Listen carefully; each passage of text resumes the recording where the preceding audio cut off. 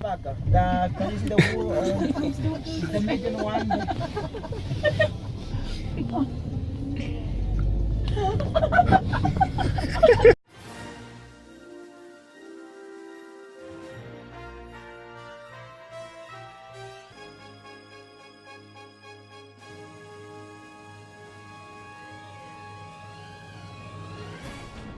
Hi, I'm Tony. I'm Joe. And we are Roman Rookies. This is the next video. Yeah. That's probably going to be published like a week later, whatever. It's actually been about 3-4 months since our last video, because what you learn when you're travelling is that boats in the Amazon, animal sanctuaries, hostels in Jamaica don't really have good internet connections. No, this is the first opportunity that we've had to start with our reviews again. So this is our Peru Andes review. We did a G Adventures tour. For this part of our video, we are just going to talk about our first 6 days, which was arriving in Peru up to Machu Picchu. So we started out in Lima, which is the capital. There's a heck of a lot of tourists, so it feels very safe. Peru's quite a big nation, bigger than I thought. You do have to get flights. The first stop is you go from Lima to Cusco. Get a very interesting flight over the Andes, which is a very interesting thing to see. Usually when you fly out the UK, you just get clouds. So the Andes is pretty cool. First impression of Cusco is altitude. For you especially. Me especially. I'd never experienced altitude sickness before because I've never been anywhere that was in the mountains. It's like the highest point you go, I think. It is. It's higher than Machu Picchu. People who've never dealt with altitude sickness before, it's a really bad idea to be on the go immediately. Especially as you've been up since what? It was like 4 or 5 5 a.m. 5 a.m. As a result of that, you passed out in the main square. So the tour guide began the tour, and initially, I felt okay. You're supposed to take deep breaths, drink or eat as many cocoa leaves as you can. Lots of water, stay hydrated. But clearly I wasn't breathing deep or regularly enough, to the point that when we get to the main square in Cusco, I think the mixture of being up early, the heat, because it is hot, it's cooler because it's a higher altitude, but the sun is still blazing down on you. I think most of all the altitude caused me to pass out. You kind of have to get up, bear it and carry on, because you pay a lot of money, you can't stop the tour. Cusco is a great city to see. Everyone that goes to Machu Picchu seems to start there, but it's a really fascinating city to go visit. It's very historic. Feels very quaint. It feels very intimate in a way. You feel very comfortable there very quickly. Very old world. I mean, that's part of why I went to South America, was to see things about the Aztecs, the Incas and the Mayans, and Cusco is a great start into that.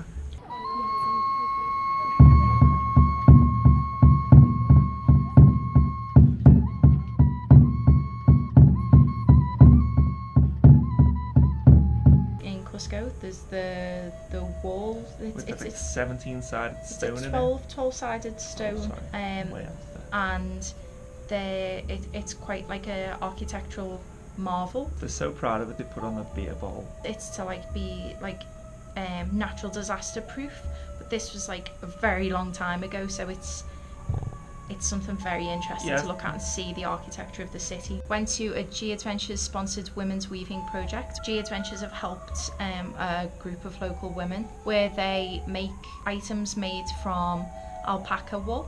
I got a scarf / shawl, and Joe got a headband. These are wares. How much was mine? Mine's pretty cheap in comparison to this. Humdinger. Woo! It's like a rainbow. Tony's is more expensive. Yeah. It's about 50 different alpacas went into it, that's why. So if you look at Look at that artistry. So there's lots of different dyes. Oh, I'm freezing to this lovely wall. Oh, I'm bearing in mind that it's all made by hand as well. It was 30. Well, you don't know, they could be saying that, put it on a front for visitors when we all leave. There's a big shipment industrial from Primark. factory behind them that you ship to, as you said, Primark or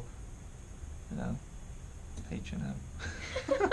So mine was actually £30, which really, yeah. God. But if you were to buy a handmade alpaca wool scarf in the UK, I think it would be more than £30. They gave us a demonstration of how they process the wool. Going to wash the wool, yeah? She's washing the wool now. Manisha. Susigula. Amanista. Susigula.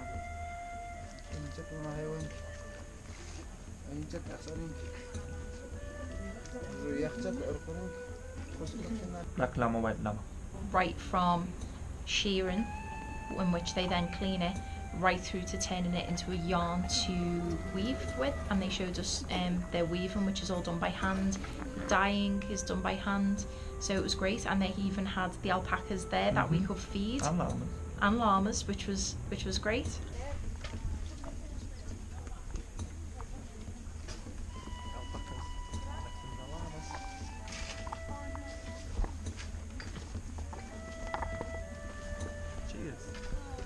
Oh yeah, we game. played some. It was like tetherball. It was basically tetherball, which you don't really have in the But UK, it was like a but we're sack. aware of it.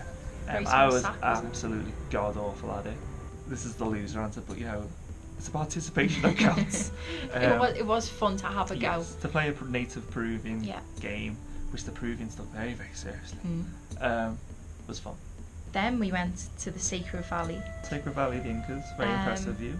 And then you go to the Ollantaytambo ruins. So anyone who doesn't know, it's just like a bunch of steps really to go up to kind of what used to be kind of like a little temple area that's obviously crumbled by now. And across the way, you can see that they built into the side of a mountain other temples, and it looks like there's a face coming off the mountain. That's very interesting to see.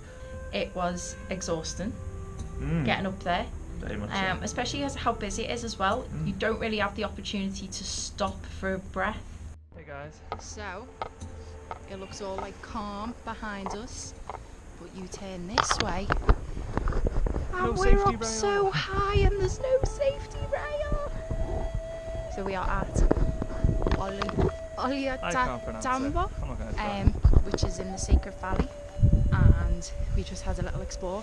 It's very tiring, yes, but it's very worthwhile, isn't it? It seems like most tour companies follow the same itinerary as G Adventures. Yeah. Because Cusco's packed, then you go to Ollantaytambo, which I'd never heard of prior to going, is absolutely rammed. Then obviously everyone ends up at Aguascalientes to go to Machu Picchu. So it's not a unique itinerary, I don't think. I think it's pretty much the set path that most companies would take you on. Yeah, it's better. Hi. We also went to other ruins, which I think were called Pisac. We saw the terraces, which is used for agriculture purposes.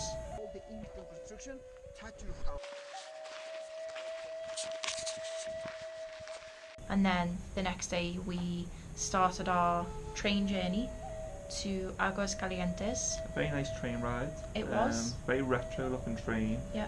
And windows obviously beside you, but also in the ceilings, because as I said, Peru is probably the most beautiful place to be for like nature and mountains and jungles.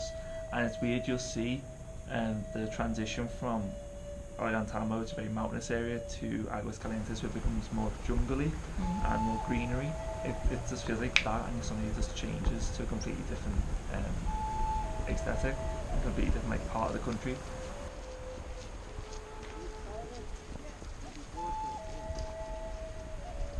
But for me, Aguascalientes was certainly a highlight of the whole trip. It was a great little town. Just for the way it looked and how busy it was. It's such a tiny little town, but the reason that it's so busy is because it's basically the base camp to go up to Machu Picchu. So it's a fantastic little town. I wish we'd actually spent more time in Aguascalientes.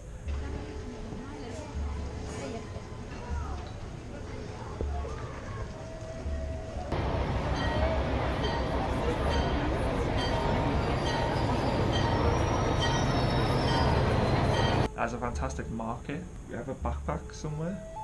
It's in the cupboard. Okay, I'll go get it. You were saying? So there's our backpack, which has been a lifesaver really, because our other backpack wasn't that good, and this is basically where all our souvenirs have gone. I mean, little Peruvian cross. Yeah, Andean cross. This is one of the largest markets we've been to. That was overwhelming in terms of the amount of stuff they had, because it used to be piled up like 10 feet high. We've been there for I think well over an hour, not close to 2, just browsing and wandering around because it's so nice. Good atmosphere. So, shall we move on to talking about the actual world wonder itself? Yes. So, I'll set the scene. It gets to about 2 a.m. and I wake up. It's the middle of the night and I am not well. The vomiting didn't start until She was in the queue. we were in the queue for Machu Picchu, and then I had to throw up in a plastic bag in the queue. The fact that it's Machu Picchu, to be able to go up during your trip you've got to power through, and it was just so rewarding. Like, it was worth it. Be more like Tony and pull through, because I was so proud of her, because we spent all that money and all that time to go there, because she could have easily backed out because the way she was. I wonder if we can get that going as like a hashtag, be like Tony. Be like Tony. Yeah, if you post any pictures, you'll see that she's smiling, but there's pain behind her eyes. There's a lot of pain. But like, even if you're not ill, the whole process of getting up to Machu Picchu is intense. As you said, we got up at 4 a.m, had a quick brekkie. Well, I did, while Tony was, you know. Yeah. Let's went back there to a dark place. But then we have to go in the queue, and you think, oh, you're up at like 5 a.m, you're on the first in the queue. Nope. The queue that we're talking about is the queue to get the bus to go up to Machu Picchu. It's a good 2-hour queue, which is right. Yeah. But as Tony says, well worth it. Probably the hardest world ones to get to geographically, but actual physical location, there's nothing that'll probably test you like Machu Picchu. But it was great. It was amazing. Actually seeing the town and the ruins.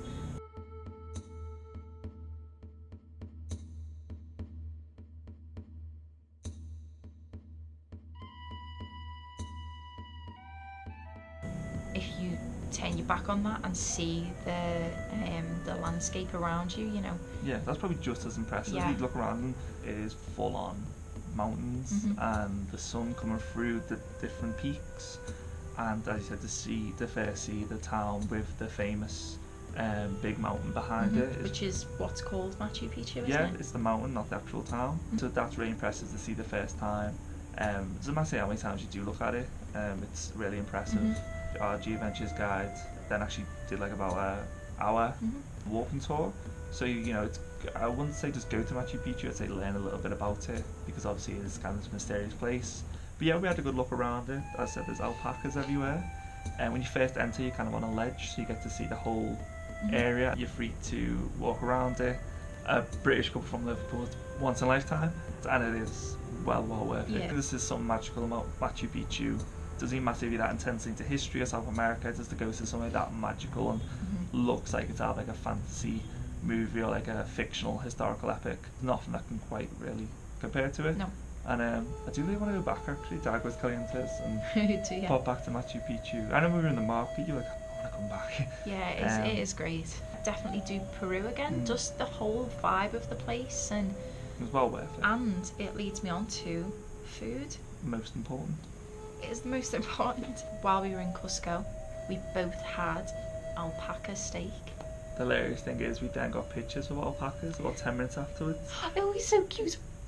Being in Peru, you've got to try the Peruvian food, and you'll find that most restaurants do sell it. So if it's on the menu, I'ma try it. The most common one that they sell is something called lomo saltado. Look at the food, look at the food. I'd advise to eat it if you're into meats. It's a good different experience to have. Yeah.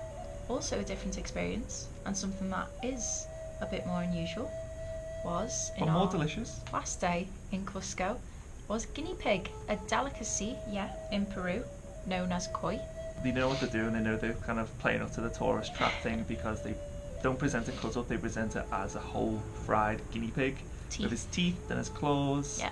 But I genuinely liked it, to the point that I think I ate 3/4 of it to myself. A lot of people are put off by how the way it looks and the fact that it's a guinea pig. In the UK we have it as a pet. But I think if you can look past that, like I did, and just see it as a hunk of meat, I think a lot of people would actually agree that it is a nice tasting thing. I mean, it's not to everyone's taste, but it's got a lot of meat on it for a little animal. It's tasty. In Lima we picked up something that is kind of like their version of like fast food, salchipapas. It seems to be egg, sausage and chips, or just potato. Get a little bit of dipping sauce, get some. Is it good? What does the sausage taste like? It looks like hot dog. Yeah, it's like hot dog, like a wiener. It's good. Yeah. Very tasty. Thumbs up.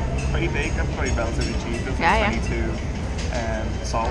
It was $17.90 for the... $17.90 with the water, was 22, which is very good, especially as big enough to share. Yes. Chip, sausage and egg is just something you pick up at like Sayers or something. Yeah. So it's not that exciting, but it is their kind of common, kind of quick fast food things, like their drunk foods, I think, like after like a night out. What are you up to, critters? What are you eating now? Specifics, girl, specifics. Beef heart. Give it a whirl.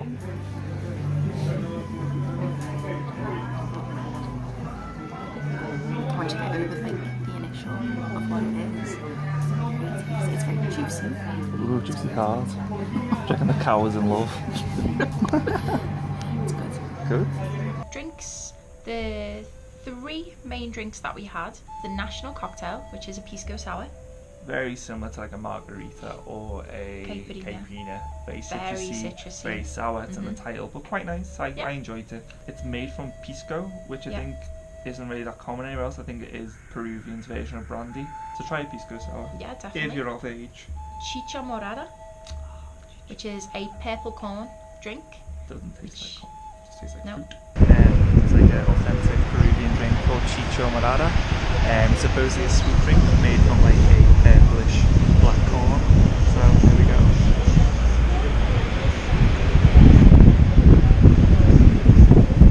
Is it good? Very, very sweet. What's it taste like? Not like corn. It's like a very nice fruit juice. Very good. Yeah. It seems to be sold off in restaurants, but we've just got it at a little stand on the cliffy area of Flores. So it's a nice little location to drink. And also Joe's favourite,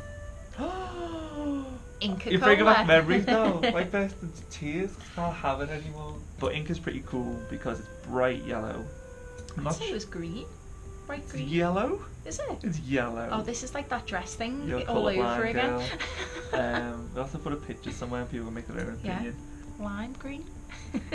Bright yellow, looks like piss. Though you can't get it pretty much anywhere else outside of Peru. If you're in the UK, just pick up a bottle or a can of Iron Brew because that's what it tastes like. It tastes so similar to Iron It's Brew. just Iron Brew. It's just Iron Brew. So there's just a couple of more things that I think are valuable for our viewers. This is kind of G Adventures specific Okay, fair stuff enough. now. G Adventures offered in the Andes leg of the trip optional activities. Now on their website it says mountain biking, rafting, horse riding, that's just to name a few. No, these are not offered at all. Seems aside from culinary classes, they don't really set everything up for you. There's no time, there's no physical time. Yeah. There's not enough hours in the day to have done all these optional things that G Adventures said you could do, which the tour guide had no clue about anyway. No, the only thing we did as an optional extra in the Andes leg of our trip was a butterfly farm, which was a lovely walk there, but didn't feel worth it to me. So my review of G Adventures is that, though I have a different opinion on the actual company and the administration side of it, the people they have on the ground in the Andes, in the Amazon, wherever you are in the world, are probably going to be very, very good at the job and very, very knowledgeable. 4 out of 5 for G 4 out of Adventures. 5. And what about the Andes, Peru, as a 5. nation? Yeah. So the only reason I'm marking it down really is the itinerary in terms of the optional extras. It just feels a little bit misleading. In terms of organisation, I felt like I really got the most out of it, which I don't know if I could have done in such a short space of time on our own. Tour was great. The tour guide was great. Our company was great. It is an upgraded tour, and you can really tell in the Andes leg. The hotels were brilliant. Both the Andes and the Amazon, but particularly the Andes, 5-star. Fantastic experience so far. All the places we've been, it's certainly one of the highlights and certainly one of my favourite places. And it took me by surprise as well how much I loved not just seeing Machu Picchu but the whole of the Andes. It really, I wasn't expecting to enjoy Cusco and it so much. Aguascalientes and Machu Picchu are certainly the highlights. Yeah, I loved it. I mean, I had high hopes for Peru. I had my heart more set on the Amazon, but the Andes just came and swept me away with how fantastic it was. So yeah, Andes, 5 out of 5 seems to deserve it. It deserves more, but I'm not going to be one of those idiots who goes 6 out of 5, 10 out of 5. The criteria is the criteria. That's not the boundaries. So it definitely gets a 5 out of 5 for me. Anyone who's into adventurous, exotic travelling, who goes to like South America, Africa, Asia, definitely check out Peru. You won't regret it. It's certainly the trip of a lifetime that we've been lucky enough to squeeze into this adventure of a lifetime. So definitely go to Peru. So stay tuned for part 2 where we review G Adventures and our Amazon riverboat cruise. If you have liked our video, please hit like and subscribe, give it a little share. You can also find us on Instagram. Thanks for watching. We have like a greeting meeting And the first night, everyone gets to know each other and like obviously take it from there. You're very aware of that Roamin Which? greeting meeting. Greeting meeting. There's lots of different fitness levels, I would say. Fatty fat fat fat.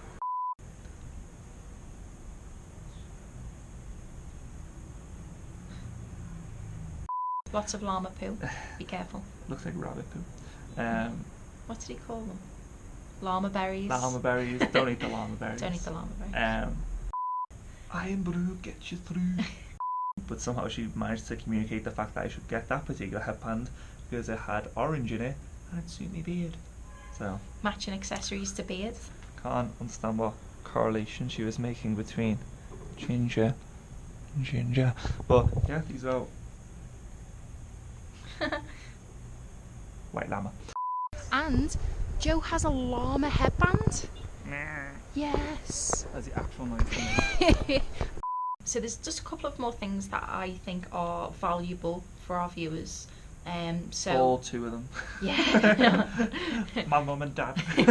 On my mum and dad, that's 4. I ain't got time to watch you. They don't care.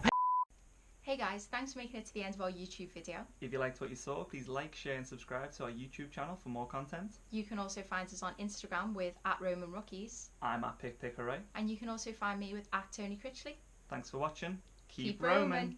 In the mood for some movie talk? Check out our reviews of the latest and greatest the Silver Screen has to offer on our pop culture channel, Rookie Review. Check out the link in the description below.